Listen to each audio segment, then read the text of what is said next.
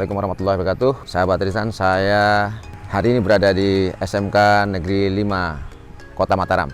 Ini adalah SMK yang menyelenggarakan bidang ekonomi kreatif. Dan kita akan lihat bagaimana kawan-kawan berkiprah mengembangkan sumber daya manusia di bidang ekonomi kreatif dengan kompetensi yang sangat beragam dan berkualitas. Mari kita lihat selanjutnya.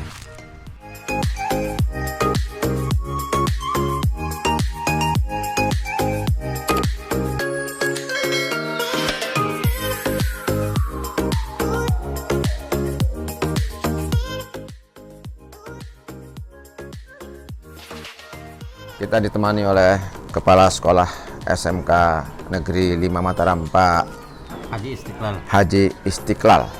11 kompetensi bidang ekraf yang diselenggarakan di sini. Kebetulan kawan-kawan ini menyelenggarakan 11 kompetensi, ya, termasuk kriya, logam, kayu, kulit, dan banyak lagi, termasuk batik di sini. Apa rencana kawan-kawan di sini untuk mengembangkan SMK 5 menjadi pusat keunggulan ke depan?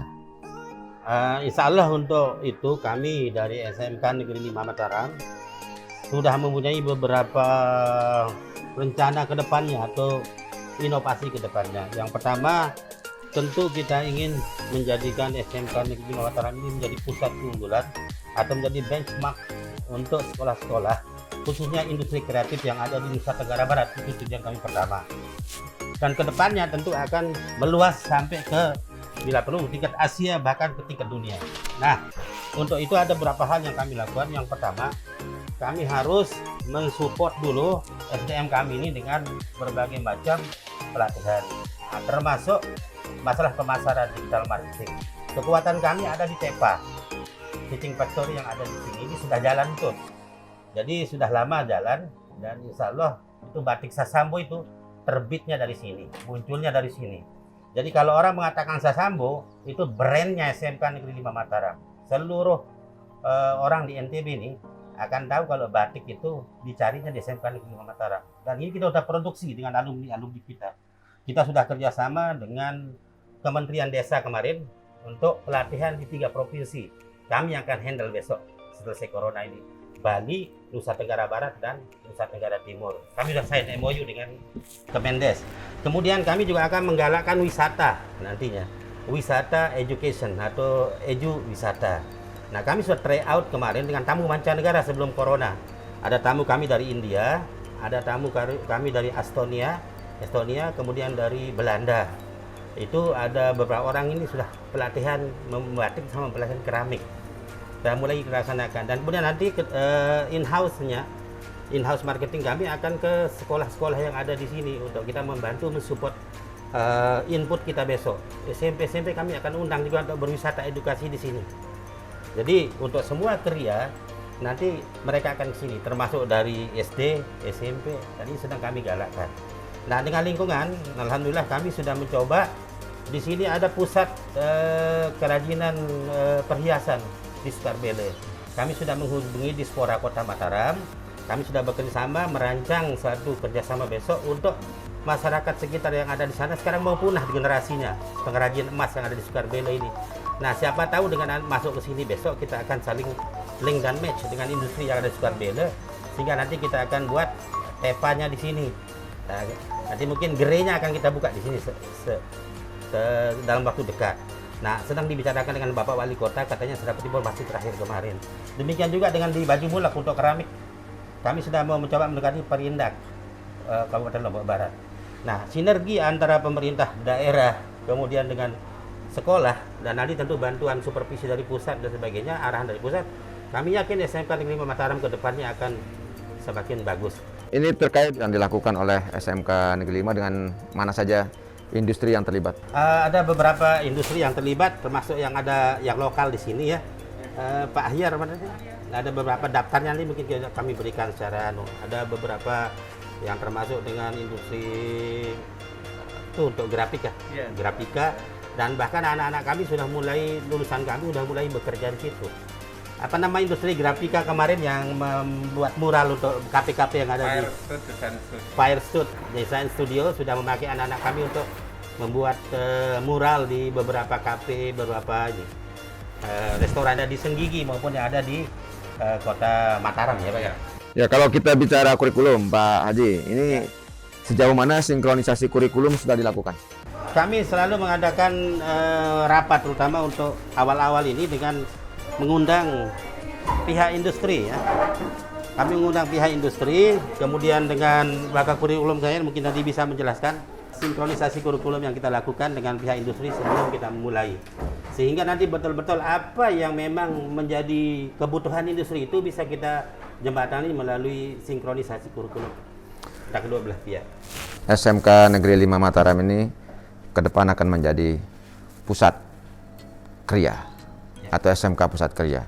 Sebelum SMK ini menjadi lembaga SMK dulu, ya, sebelumnya, ya, ini dulu namanya sekolah apa Pak? Sekolah Menengah Industri Kerajinan. Ya, dulu namanya Sekolah Menengah Industri Kerajinan. SMIK Mataram. SMIK Mataram. Nah, kemudian dirubah menjadi SMK seiring dengan kebijakan pemerintah untuk melakukan standarisasi. Nah, kebetulan hari ini juga sedang ada siswa yang melakukan praktek ini, pembelajaran praktek ya. Di Mataram ini sudah terbuka 50% ya. Tatap muka sudah dibuka dengan sistem blok, dengan double shift. Jadi pagi dan siang. Nah, ini anak-anak yang sedang belajar di pagi hari. Mudah-mudahan ini akan menjadi contoh baik buat kawan-kawan di daerah-daerah lain yang mulai menghijau daerahnya. Jadi mudah-mudahan corona juga sudah mulai turun ya, mulai turun dan kita bisa melakukan pembelajaran secara offline. Ya.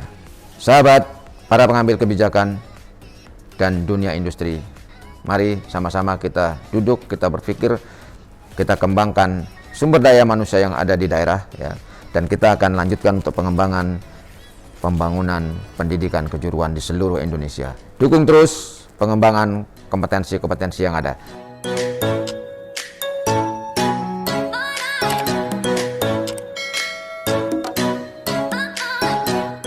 Sahabat, kita akan menuju satu lab yang ini sangat bagus saya kira, desain komunikasi visual, karena ini juga menjadi laboratorium batik di sini. Dan ke depan SMK Negeri 5 Mataram ini diharapkan mampu membimbing SMK-SMK lain terutama pada kompetensi yang sama. Ini rencana dalam jangka pendek ini setelah pembelajaran tatap muka ini apa yang akan dilakukan? Yang pertama kami tentu akan menyelaraskan dulu ini yang sudah lama, anak-anak ini sudah lama di rumah Pak ya. Jadi starter awal kita kan tidak mungkin langsung kencang Pak. Kami sudah mengadakan beberapa kegiatan lain. Ada kami istilahkan Sabtu Budaya, menggalakkan olahraga sementara, kemudian kami menampilkan anak-anak kami setelah itu kami gotong royong. Seperti kemarin itu ada tari, ada apa. Sebenarnya untuk menggairahkan mereka kembali, menghidupkan istilahnya trigger mereka lah. Nah, ini studio untuk batik tekstil. Dan ini sudah menerima pesanan dari luar. Dan yang kerja ini anak-anak kami, alumni kami. Sahabat Tristan, ini laboratorium batik mereka yang bernaung juga di bawah kompetensi multimedia. Ya, kebetulan di sini ada Pak Ahyar sebagai penanggung jawab laboratorium multimedia dan batik ini. Pak Ahyar, apa rencana ke depan dalam pengembangan laboratorium ini? Kalau untuk rencana ke depan tentang batik, kebetulan SMK 5 ikonnya adalah batik Sasambu. Jadi yang pertama adalah mengenalkan siswa, terutama yang kelas 10, 11, 12, mengenal tentang industri. Jadi dia belajar itu untuk apa? Jadi kalau ada industri di dalam sekolah, jadi tahu, para siswa itu tahu, oh hasilnya seperti ini. Diajar menggambar, mendesain sebuah motif, oh jadinya sebuah kain batik. Nah itu, jadi sehingga anak-anak yang masih sekolah pun sesuai dengan konsep TEFA ya, Teaching Factory, yaitu pembelajaran berbasis industri. Jadi fase-fase pembelajaran itu sudah bisa mirip seperti apa yang ada di industri. Misalnya kalau di batik itu ada mendesain, mencanting, mengemal, kemudian mewarna, melorot, dan sampai seterusnya. sehingga industri yang ada di sekolah ini menjadi jaminan ya, kualitas bahwa siswa kami mempunyai kompetensi membatik. Alhamdulillah setiap tahun kita meluluskan minimal 60 siswa yang bisa membatik. Ya. Cuma dari 60 siswa itu masih sedikit anak-anak yang bisa mengembangkan diri untuk berwirausaha mandiri. Itu kemampuan berwirausaha masih persentasenya masih rendah. Makanya itu sekolah menampung kemampuan siswa itu untuk berkarya di sekolah. Nah, ini buktinya di sini ada yang produksi batik di sini dan pembelajaran batik. Kebetulan sesuai dengan arahan Bapak tadi, SMK 5 mudah-mudahan bisa menjadi contoh dari sekolah-sekolah di NTB yang punya core sama. Tidak banyak di NTB ini yang mempunyai core sama. Misalnya satu kabupaten itu biasa cuma 1-2 saja. Jadi tidak banyak, lain dengan core yang teknologi. Mudah-mudahan dengan bangkitnya industri kreatif di SMK 5 Mataram melalui batik Sasambu, batik Sasak Sasamambujo, itu akan menjadi lebih berkembang dan masyarakat SMK 5 warganya menjadi lebih baik.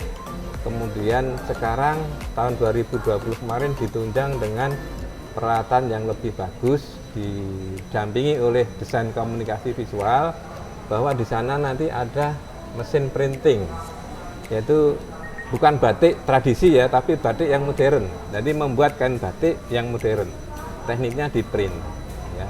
Kalau ini kan tradisi betul, tapi kalau yang di DKV bisa membuat produk ya sama, tapi lebih ke kekinian. Motifnya bisa kekinian, rapi, modern, bersih. Nah itu. Nah, labnya berbeda dengan lab tekstil batik sini dengan lab DKV lain. Itu yang dituntut dengan industri sekarang. Jadi ini salah satu media yang bisa menjembatani budaya yang berbeda. Sasambo yang menjadi salah satu produk unggulan, menjadi simbol bersatunya dua budaya, budaya Sasak dan Mbojo. Bojo itu adalah Bima.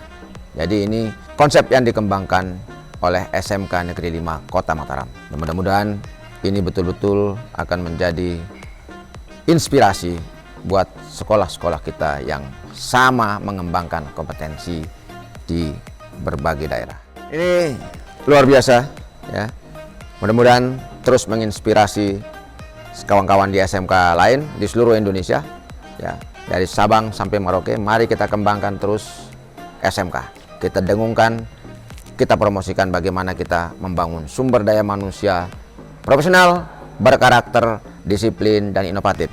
Kita akan lihat di sini ada kebetulan siswa yang sedang belajar, Ada yang desain juga di sebelah sini. dan mendesain batik. Ini satu hal yang kawan-kawan perlu ketahui, bahwa multimedia dan kriya batik ini dicoba untuk digabungkan. Nantinya akan melahirkan banyak desain-desain baru. Kita lihat nanti di sebelah nanti ada multimedia dengan produk-produk yang lebih modern, karena mereka membangun batik atau membuat batik dengan printing dan teknik printing, sedangkan di sini membuat batik dengan teknik tradisional atau tulis.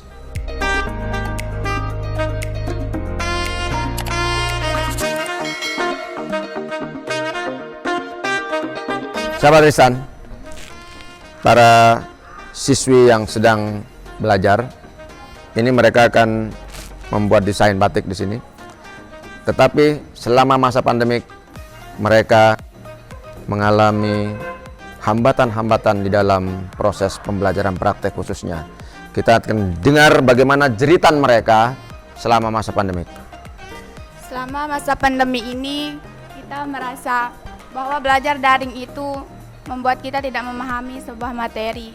Misalnya dalam belajar matematika, kita langsung diberikan tugas tanpa harus menjelaskan atau dikasih contoh terlebih dahulu. Dari itu kita tidak memahami apakah kita menjawab seperti apa, kita tidak tahu. Jadi ini kawan-kawan industri dan para pengambil kebijakan khususnya, pembelajaran daring banyak membuat kerugian pada siswa kita.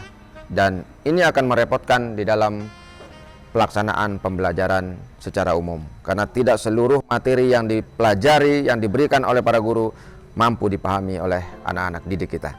Oleh karena itu mari kawan-kawan pengambil kebijakan khususnya kita berpikir bersama bagaimana mencari solusi untuk bisa mengatasi hambatan-hambatan seperti ini.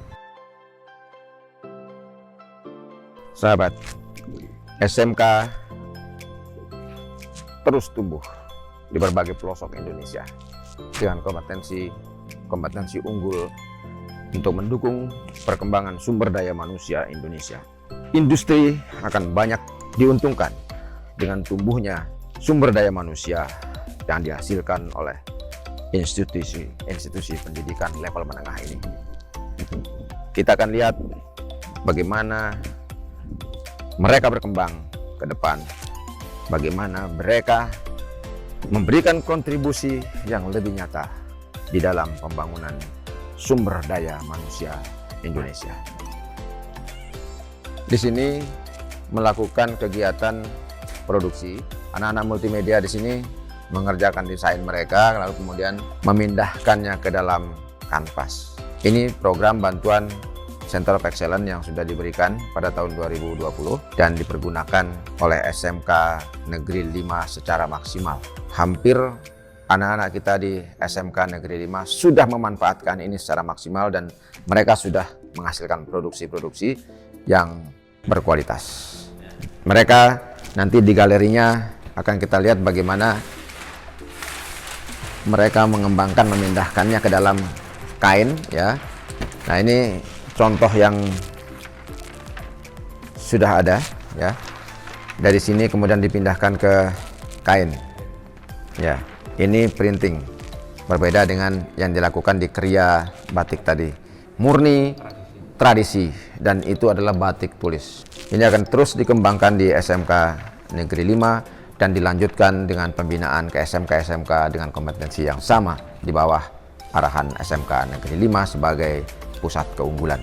Sahabat Tristan, ini adalah ruang galeri di mana produk-produk anak SMK 5 itu dipamerkan di sini.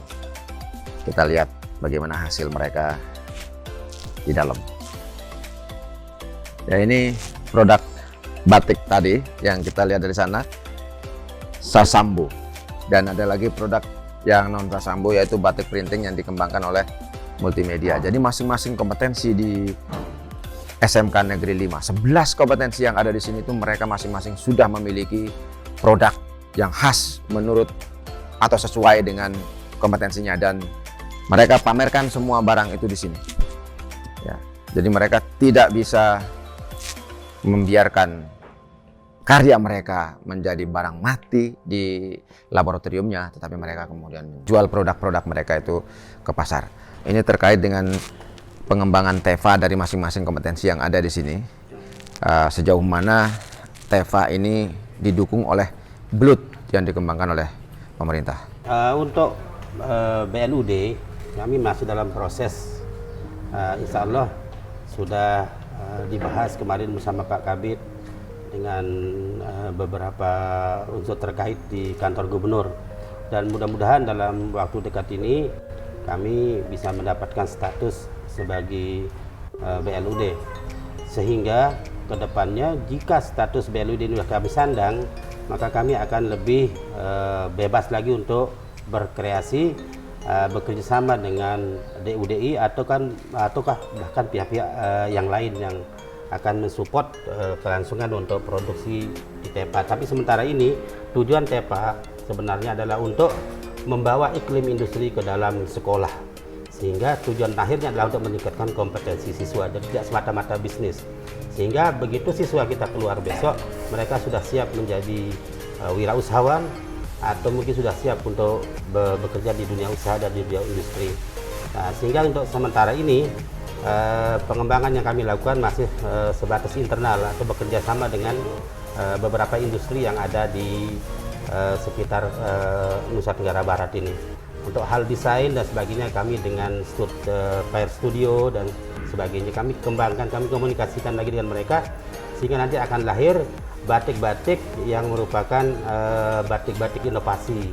Bahkan ada kemarin sangat menarik kami berbincang dengan dunia industri bagaimana kalau misalnya lukisan yang ada di tato itu kita tuangkan dalam media batik. Itu juga salah satu ide atau gagasan yang mungkin kedepannya bisa, sehingga mereka nanti anak-anak kami tidak hanya sebatas di motif-motif tradisional, tapi akan berkembang menjadi motif-motif khas yang mungkin kita harus ikut tren juga lah, tidak mungkin hanya stuck di situ, sehingga batik ini pun akan disukai oleh anak muda untuk ke depan, untuk pengembangan bisnis ke depannya. Dan menjadi BLUD itu adalah salah satu hal yang akan mempermudah kita untuk melaksanakan apa yang kita cita-citakan bersama. Sahabat Tristan, kebetulan di sini ada Kepala Bidang SMK, Pak Ikhwan. Kita akan tanya bagaimana proses pengembangan teaching factory yang ada di SMK-SMK kita, lalu bagaimana proses BLUD yang sudah dicanangkan, dan bagaimana peran Teknopark. Kebetulan beliau ini mantan Kepala Teknopark Nusa Tenggara Barat. Pak Iwan, Siap. mengembangkan SMK tentu tidak gampang ya, apalagi ini di daerah yang menjadi prioritas pariwisata. Pak Iwan, gimana rencana pemerintah daerah dalam mengembangkan SMK khususnya terkait dengan teaching factory dan Teknopark yang ada di Nusa Tenggara Barat? Ya, pemerintah Provinsi NTB saat ini memiliki program unggulan namanya program industrialisasi. Jadi Pak Gubernur telah mencanangkan bahwa kemakmuran itu bisa diperoleh dengan membangun konsep industrialisasi. Konsep industrialisasi yang disebut Pak Gubernur itu tidak mesti dengan menghadirkan industri besar, industri menengah, tetapi UMKM itu harus tumbuh dan berkembang. Nah, UMKM di Nusa Tenggara Barat itu banyak jumlahnya, tapi kecil-kecil, ada yang formal, non-formal. Maka SMK sebagai pelahir dari kompetensi itu harus bisa sebagai penopang pertumbuhan UMKM. Target sudah kita ditentukan bahwa SMK harus memiliki daya serap tinggi, terserap bekerja, terserap berwirausaha, dan terserap melanjutkan. Ketika target ini sudah dicanangkan kemudian diberikan ke kami bidang SMK, maka strategi pun sudah kita sosialisasikan ke seluruh kepala SMK negeri maupun swasta di seluruh Nusa Tenggara Barat. Strategi yang akan kita tempuh adalah mendorong SMK-SMK yang produktif itu untuk menjadi BLUD. Saat ini ada 15 SMK yang sudah memiliki prototipe produk, ada yang sudah berjalan, ada yang sudah maju, itu didorong menjadi BLUD. Dari 15 itu sekarang dokumennya sudah berada di Sekretariat Gubernur Provinsi Nusa Tenggara Barat untuk dilakukan review penilaian oleh bagian Biro Organisasi dan Biro Ekonomi. Kemudian mereka akan membentuk tim khusus untuk menilai dari sisi kelayakan administrasi maupun kelayakan infrastruktur yang ada di sekolah. Target kami dari 15 itu tahun ini juga 10 SMK bisa menjadi BLUD. Kemudian bertahap sampai nanti di tahun 2023 seluruh SMK negeri yang jumlahnya 100 di NTB itu sudah menjadi BLUD. Ketika sudah menjadi BLUD, maka konsep industrial itu sudah bisa masuk kita bawa ke sekolah dengan sendirinya.